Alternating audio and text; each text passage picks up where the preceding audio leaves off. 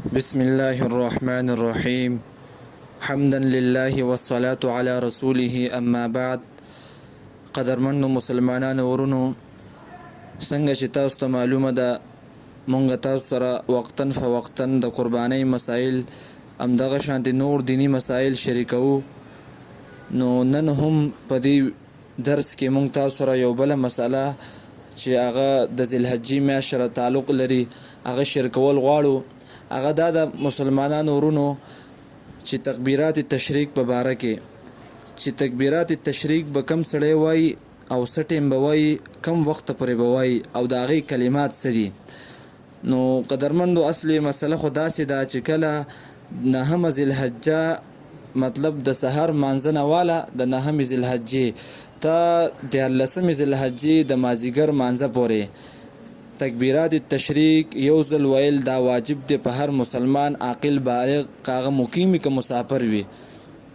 دغه شانتې په درمیانه आवाज کې چې کله فرض منځ وشي هغې نه بعد نه به ډېره تیزه سره او نه په آرام سره په درمیانه دونه आवाज کې چې خوا کې ملګری هغه ستا आवाज اوري. او دغه شانتې د پاکستان چې کوم دغه شروع کیږي نهمه ذوالحجه هغه د هفتې ورځ شروع کیږي. نو د هفتې ورځ چې کله شروع شي نو هغه ورځ نه به ذوالحجې هغه تکبیرات هم شروع کیږي تا د اختر څلورمې ورځ مازدیګر مانځه پورې چې هغه بوت ورځ راځي د پاکستان حساب سره.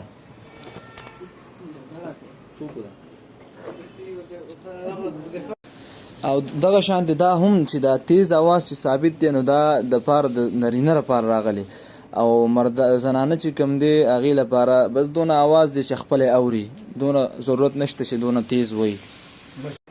دغه شانتې دې مسلې سره سره دا هم بیانول ضروری دي چې بعضې ملګرو دا ګمان کړی دی هغوی دا وایي چې یاره 3 ځله ویل دا سنت دي. نه، بلکې 3 ځله ویل سنت نه دي، دا یو ځل راغلی دا واجب دی. بس نور د دې نه بعد هغه چې ته کم زیات وي او د ذکر په دې نیت باندې وایي چې دا به ذکر او ثواب شي نو هغه صحیح ده، خو که داسې وایي چې دا سنت دي نو دا بیا صحیح نه ده. صرف یو ځل راغلی چې دا واجب دی، هغې نه علاوه نور داسې څه نه دي راغلی چې سنت دی یا څه شی دي.